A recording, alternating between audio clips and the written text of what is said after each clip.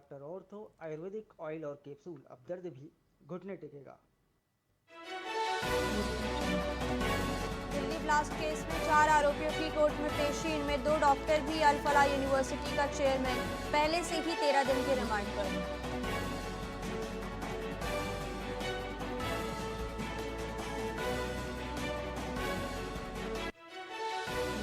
भैरव जयंती महोत्सव संपन्न। 2,40,000 से अधिक आहुतियां। पुजारी जागेश्वर अवस्थी ने पूर्ण आहुति दी। 151 कन्याओं का पूजन और भंडारा।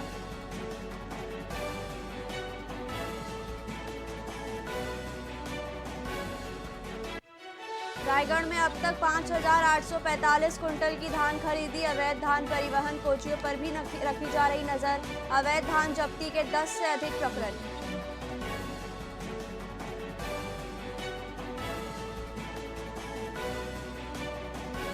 दिल्ली स्टूडेंट सुसाइड केस में टीचर्स पर इंसल्ट करने का आरोप। कहा था जितना रोना है रो, फर्क नहीं पड़ता। बच्चे ने मेट्रो स्टेशन से कूदकर जान दी थी।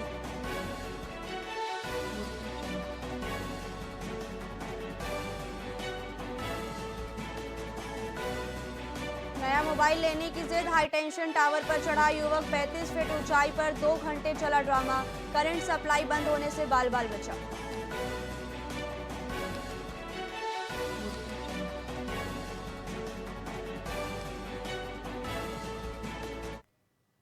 नमस्कार, आप देख रहे हैं वीआईपी न्यूज। मैं हूं प्राची। आइए रुक करते हैं खबरों की ओर। बेमेतरा जिले के किसान हैदराबाद की कावेरी सीड्स कंपनी लिमिटेड के धान बीज से ठगे जाने के कारण लाखों रुपए का नुकसान झेल रहे हैं। कंपनी ने 8,000 रुपए प्रति क्विंटल पर उपज खरीदने और प्रति एकड़ 12 से 14 कुंटल उत्पादन का वादा किया था, लेकिन किसानों को केवल 1 से 2 कुंटल ही उपज मिली। फसल खराब होने और उत्पादन न होने पर 50,000 रुपए प्रति एकड़ क्षतिपूर्ति का आश्वासन देने वाली कंपनी अब जिम्मेदार अधिकारियों को किसानों से बचा रही है। 30 से अधिक किसान पिछले 6 महीनों से मुआवजे के लिए प्रशासन के चक्कर काट रहे हैं और उन्होंने कंपनी पर सख्त कार्रवाई की मांग की है। सीड कंपनी नाम का था, जो छत्तीसगढ़ में आके बीज सीड उत्पादन कराता था, जो प्रति एकड़ 12 से 14 कुंटल होगा करके बताए थे, और 1 कुंटल को 8,000 रुपया कुंटल में खरीद कर ले जाएंगे। अगर उत्पादन नहीं होता है तो 50,000 रुपया एकड़ मुआवजा राशि देंगे करके बोला था, जो इस बात से स्पष्टीकरण नहीं हो रहा है। अब मुकर रहा है 50,000 देने से, और ऊपर से धमकी दे रहा है कि 50,000 नहीं देंगे, 30,000 में मानो तो मानो, नहीं तो हम कोर्ट में 20 लाख रुपया दे के वहाँ मना लेंगे। जो बाहर से हैदराबाद से कावेरी सीड नाम की कंपनी आती है, और जो कि नर नारी नाम के एक धान को दिया गया था, जो 12 से 14 क्विंटल प्रति एकड़ होगा करके, और आश्वस्त किया गया था कि हम 8,000 क्विंटल में लेंगे, और सारे धान काट के जितना हुआ था वो ले भी गए हैं, और प्रति एकड़ 1 से 1.5 क्विंटल ही उपार्जन हो पाया है, ऐसा अंदाजा है। और उसका पैसा भी नहीं दे रहा है और लेके भी चले गया है, और किसान परेशान हो रहे हैं, बार बार इधर उधर चक्कर काट रहे हैं। 4 महीना हो गया चक्कर काटते, फिर भी इसमें कोई उचित कार्यवाही नहीं हुआ है। पीएचई विभाग की बड़ी लापरवाही सामने आई है, जहां विभाग की एक खतरनाक दीवार पिछले 5 से 6 सालों से आधी गिरी हुई है और हादसे को न्योता दे रही है। इसी रास्ते से स्कूल के बच्चे और वार्ड के निवासी आने जाने को मजबूर है। वार्डवासियों का कहना है कि पहले भी एक बच्चा इस दीवार से घायल हो चुका है, जिसकी शिकायत आला अधिकारियों से की गई थी, लेकिन कोई कार्रवाई नहीं हुई। वार्डवासियों ने चेतावनी दी है कि अगर यह दीवार गिरने से कोई अप्रिय घटना होती है तो इसकी सीधी जवाबदारी पीएचई विभाग की होगी। दिक्कत ये है कि पीएचई ऑफिस का पर्दा जो है ना 5 साल से गिरा हुआ है। उसकी वजह से नाली में जो रास्ता था ये डला हुआ था, ये टूट चुका है, तो आने जाने में बहुत परेशानी हो रहा है। इधर पीएचई ऑफिस का दीवार पूरा धप चुका है कि मतलब बच्चे लोग स्कूल से आते हैं तो डर लगता है, वहाँ झांकते रहती हूँ मैं, कहीं गिर ना जाए, हादसा ना हो जाए करके। तो कब से ऐसा ही है? ये 5 साल हो गया। पहले सरेन सोदी थे पार्षद, तब से है। उनको हम लोग बताया था, तो फिर वो जाके बोले थे भी पीएचई ऑफिस में, तो बोले बन जाएगा भैया, ये 2 महीना में बन जाएगा, 4 महीना में बन जाएगा। ऐसे बोलते बोलते अब दूसरा पार्षद भी आ गए, चोटिल हो गए हैं। और इस मामले को हम लोग पहले पुराना जो पार्षद थे उनको बोले कि ऐसा बनवाओ करके, तो ध्यान नहीं दिया गया, और पीएचई डिपार्टमेंट भी ध्यान नहीं दे रहे हैं। हम चाहते हैं कि वो पर्दा बने और रोड भी वहाँ clear हो। कब से खराब है पर्दा? लगभग 2 विधानसभा चुनाव खत्म हो गए, लगभग 5-6 साल हो गए। आप लोगों ने कहीं शिकायत की थी?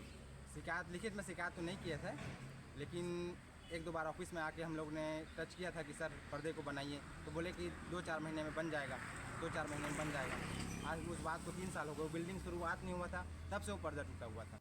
दिक्कत अभी हम यहाँ पर आए थे, जो पीएचई ऑफिस की जो दीवार टूटी उसके संबंध में यहाँ पर अधिकारियों से जानकारी लेने के लिए कि ये दीवार कब तक सुधरेगी, लेकिन यहाँ के अधिकारी और इंजीनियर साहब का कहना ये है कि हम नहीं जानते और हम बाइट नहीं दे सकते, और ना उन्होंने ये भी जानने की कोशिश नहीं की कि हम किस वजह से और किस कारण यहाँ पर उनसे वर्जन लेने या बाइट लेने आए हुए हैं। Sheikh Aslam, VIP news, Kanker. MCB में ट्रैफिक समस्या को लेकर थाना प्रभारी दीपेश सैनी ने व्यापारियों और चैम्बर पदाधिकारियों के साथ बैठक की। चैम्बर के प्रदेश उपाध्यक्ष पंकज जैन ने शहर की यातायात व्यवस्था सुधारने के लिए सब्जी व्यापारियों को सड़क की बजाय मंडी में दुकान लगाने का सुझाव दिया। थाना प्रभारी ने कहा कि नगर पालिका के सहयोग से ठेले वालों को उचित जगह दी जाएगी और सभी दुकानदारों को पहले समझाया जाएगा कि वे सड़क पर सामान न रखें। बैठक में पार्किंग क्षेत्रों को व्यवस्थित रखने पर भी सहमति बनी, जिससे शहर की ट्रैफिक समस्या में सुधार हो सके। कहीं कहीं ऐसा कह सकते हैं, ऐसी समस्या कहीं कहीं आ रही है शहर में, जो है वो सब्जी व्यापारी व्यवस्थित रहें और बाकी जो अपने छोटे छोटे दुकानदार हैं वो भी दुकान में अपने चबूतरे की हद तक रहें, तो शहर की व्यवस्था हो जाएगी। और हम सबको मिल के अपने शहर को सुव्यवस्थित करना है, और अधिकारी तो एक प्रयास करते हैं, शहर हमारा है और हम सबको इसके लिए थोड़ा थोड़ा योगदान देना पड़ेगा, और सब लोग व्यवस्थित करके उसको करेंगे। प्रयास अगर लगातार सतत चालू रहेगा तो शहर बिल्कुल व्यवस्थित हो जाएगा।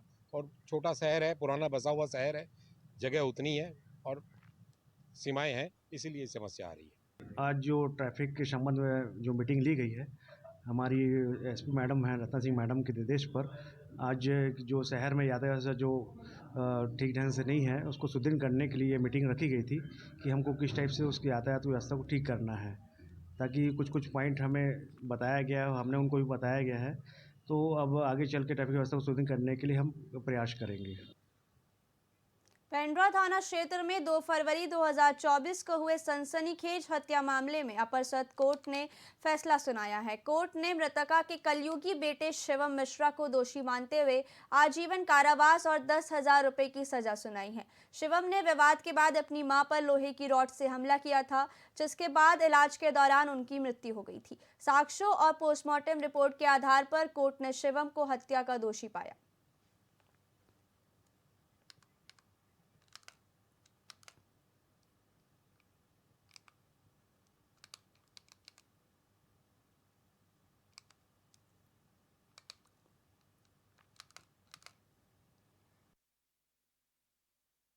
पुरातत्व विभाग द्वारा हर साल 19 से 25 नवंबर तक मनाए जाने वाले विश्व धरोहर सप्ताह के दौरान छत्तीसगढ़ की उपेक्षित विरासत पर सवाल उठ रहे हैं।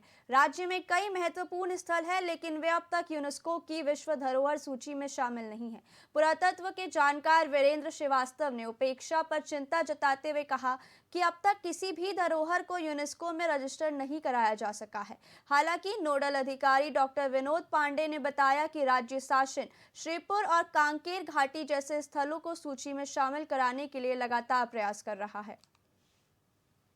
जी के समय में कार्यकाल में काफ़ी कुछ काम हुआ, और दूसरी भाषा में कहें हम तो बघेल जी के इसी भावना को हम लोगों ने मनेंद्रगढ़ में उठाने की कोशिश की, और आज जो आपके पास गोंडवाना मैरीन फॉसिल्स कहलाता है वो उसी की उपलब्धि है कि जब उनके तक हमने बात पहुंचाई तो हमने कहा ये 28 करोड़ साल पुराना धरोहर है आपके पास में, लेकिन इस पर कोई विकास का कोई कार्य नहीं किया जा रहा है, जो कि अंतर्राष्ट्रीय धरोहर आपके पास है, और यदि इसे डेवलप किया जाए, इसे विकसित किया जाए तो ये यूनेस्को में शामिल हो सकता है। हमारे छत्तीसगढ़ के दुर्भाग्य की बात है कि अभी तक एक भी स्थल विश्व यूनिसेफ की धरोहर सूची में सम्मिलित नहीं हुआ है, लेकिन छत्तीसगढ़ शासन प्रयास कर रही है, और सिरपुर जो क्षेत्र है विरासत स्थल है पुरातत्विक, और दूसरा कांकेर घाटी, ये 22 लिस्ट में सम्मिलित कर लिया गया है, और विश्वास है कि जल्द ही ये सम्मिलित कर लिया जाएगा। में जो है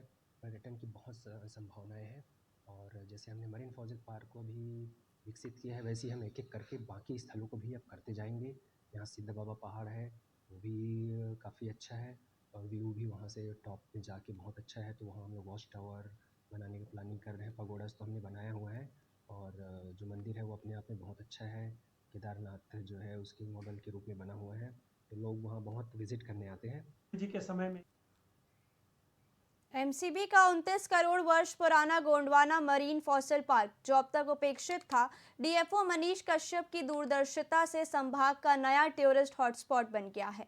कश्यप ने इस साइट को 35 जीवों की मूर्तियों और इंटरप्रिटेशन सेंटर जैसी सुविधाओं के साथ वैज्ञानिक ढंग से विकसित किया, जिससे उद्घाटन के बाद 13,000 से अधिक पर्यटक यहां आ चुके हैं। उनके इस नवाचार और संरक्षण के प्रयास को राष्ट्रीय स्तर पर पहचान मिली है और उन्हें सम्मानित भी किया गया है।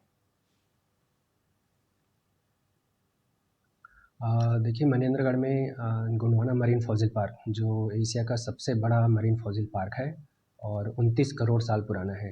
ये स्थित है और ये जो है उतना पॉपुलराइज पहले नहीं हो पाया था और जबकि बहुत ही इम्पोर्टेंट स्थल है, हेरिटेज लिस्ट में भी है, जो है जियोलॉजिकल जो है जीएसआई में और आर्कियोलॉजिकल सर्वे ऑफ इंडिया वगैरह ने भी आके यहाँ पर सर्वे किया है। Birbal Sahni institute of palaeontology ने भी यहाँ का जो रॉक्स हैं उसका जो है एज को जो है प्रूफ किया है। तो ये बहुत ही इम्पोर्टेंट स्थल है। इंडिया में सिर्फ 5 ही ऐसे स्थल हैं और जो मनेंद्रगढ़ का मरीन फॉसिल पार्क है वो इन सभी में जो है सबसे स्पेशल है।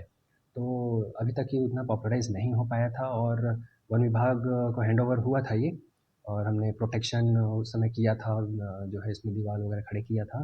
बट कुछ इंटेलेक्चुअल लोग ही उस समय आ रहे थे इसको देखने के लिए।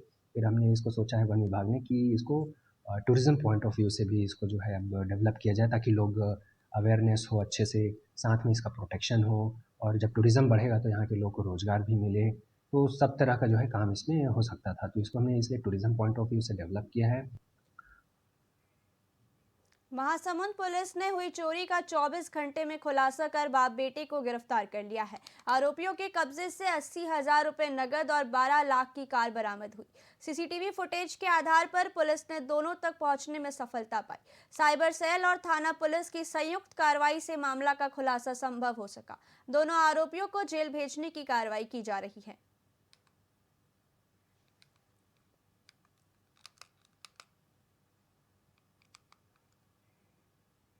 महासमुंद की एंटी नारकोटिक्स टास्क फोर्स ने नशीली टैबलेट की तस्करी कर रहे 2 आरोपियों को गिरफ्तार किया है।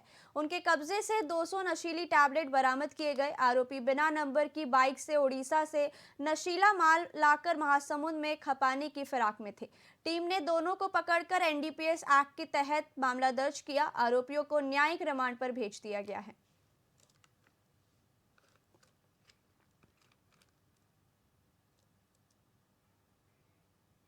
फिलहाल खबरों में इतना ही। देखते रहिए वीआईपी न्यूज़। नमस्कार।